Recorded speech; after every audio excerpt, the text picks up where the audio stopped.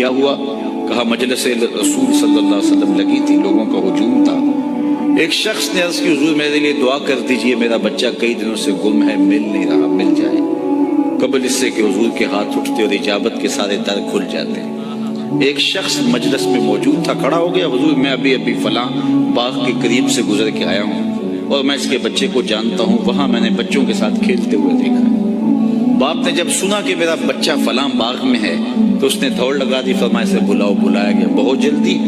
جی حضور آپ جانتے ہیں ایک باپ کے جذبات کیا ہوتے ہیں؟ کہا اچھی طرح آگاہ ہوں، لیکن تمہیں بلایا ہے تو بلانے کا بھی ایک مقصد تھا۔ جی حضور ارشاد فرمائیے۔ فرمایا جب باغ جاؤ بچوں کے ساتھ اپنے بچے کو کھیلتا ہوا دیکھ لو تو بیٹا بیٹا کہہ کے آوازیں نہ دینے لگ جانا، جو نام رکھا ہے اس نام سے پکار۔ عرض کی حضور میرا بیٹا ہے، اگر میں بیٹا کہہ کے پکاروں گا تو حرج بھی کیا ہے؟ فرمایا تم کئی دنوں سے بچھڑے ہو، تمہارے لہجے میں بلا کا رس ہوگا اور تم نہیں جانتے، ہو سکتا ہے کھیلنے والوں میں کوئی یتیم بھی کھیل رہا ہو، اور جب تم اپنے بیٹے کو بیٹا کہہ کے پکارو گے، اتنا میٹھا لہجہ ہوگا تو اس کے دل پہ چوٹ لگے گی، کاش آج میرا باپ ہوتا تو مجھے بھی بیٹا کہہ کے پکارو۔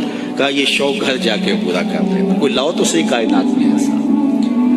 بیوہ کے سامنے اپنی بیوی سے پیار کرنے سے روکا گیا ہے، یہ شریعت بیضا کا مزاج ہے۔ غریب کے سامنے اپنی دولت کی نمائش کرنے سے منع کیا گیا ہے، بلکہ میرے حضور نے یہاں تک فرمایا اپنے گوشت کی خوشبو سے غریب ہمسائے کو تکلیف نہ دو، یا تو تھوڑا سا پانی زیادہ ڈال لو اور شوربے کی ایک پیالی ہمسایوں کے گھر بھی بھیج دو، اور اگر ایسا نہیں کر سکتے تو ایسے زاویے میں کھانا پکاؤ کہ اس کے بچوں تک مہک نہ پہنچے۔